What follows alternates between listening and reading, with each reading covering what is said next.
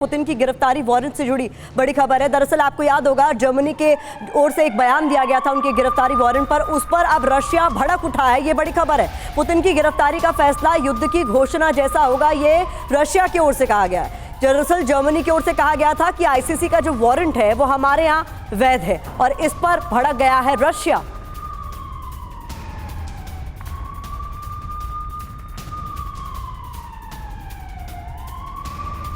तो अब ऐसे में रूस की जर्मनी को क्या है धमकी, ये जल्दी से आपको बता देते हैं। आईसीसी ने, आपको याद होगा, अरेस्ट वारंट जारी किया था जिसको रशिया ने कहा था टॉयलेट पेपर, लेकिन उस पर अब किस तरीके से हालात खराब है वो बताएंगे आपको आगे। लेकिन ये इंपॉर्टेंट इंफॉर्मेशन, ये रूस जापान का जो मसला है ये आगे आपको बताएंगे। इस पर भी इंपॉर्टेंट इंफॉर्मेशन आपके सामने आगे रखेंगे। लेकिन पूरा मामला क्या है पहले मैं जल्दी से आपको बता देती हूँ। दरअसल रूस की जर्मनी को धमकी क्या है, देखिए, पुतिन की गिरफ्तारी का फैसला युद्ध की घोषणा जैसा होगा, ये कहा गया है। दिमित्री मेदवेदेव जर्मनी को टारगेट करने के लिए रूस के पास पर्याप्त हथियार है। रूस ने धमकी क्यों दी? आईसीसी ने पुतिन की गिरफ्तारी का वारंट जारी किया था। पुतिन की गिरफ्तारी का वारंट जर्मनी में वैध है, जर्मनी के न्याय मंत्री की ओर से कहा गया था और इस पर गदर मचा हुआ है।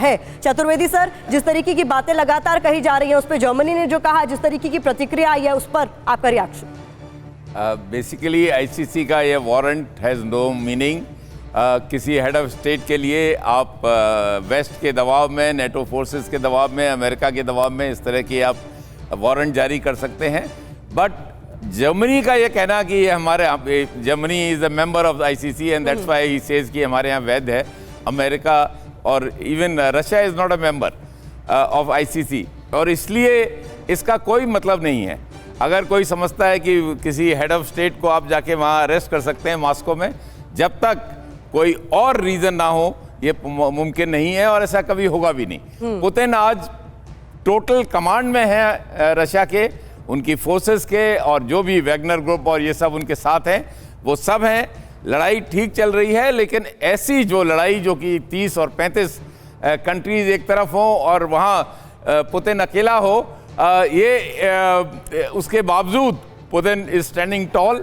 वहाँ पे उसने इतने सैंक्शन के बावजूद वो जो करना चाहता है कर रहा है। कोई भी देश ये जब वेपन्स आ गए, एम्यूनिशन आ गया और अपने सोल्जर देके लड़ाई नहीं लड़ सकता। लड़ाई के लिए प्रोफेशनल सोल्जर्स चाहिए, अपने ऊपर निर्भरता होनी चाहिए, आत्मनिर्भर होना चाहिए, एम्यूनिशन वहाँ पे बनना चाहिए, इक्विपमेंट वहाँ पे बनना चाहिए, तब कोई दो देश अपनी लड़ाई लड़ सकता है। ये दूसरों की मदद से जेलेंस्की लड़ाई अगर सोचते हैं कि वो रूस को जला देंगे, मतलब हरा देंगे या क्रीमिया को कैप्चर कर लेंगे, ये बिल्कुल एक ऐसे सपने, एक जो ख्याल अच्छा है अपने मन बहलाने के लिए, इसके बियॉन्ड इसमें और कुछ नहीं है।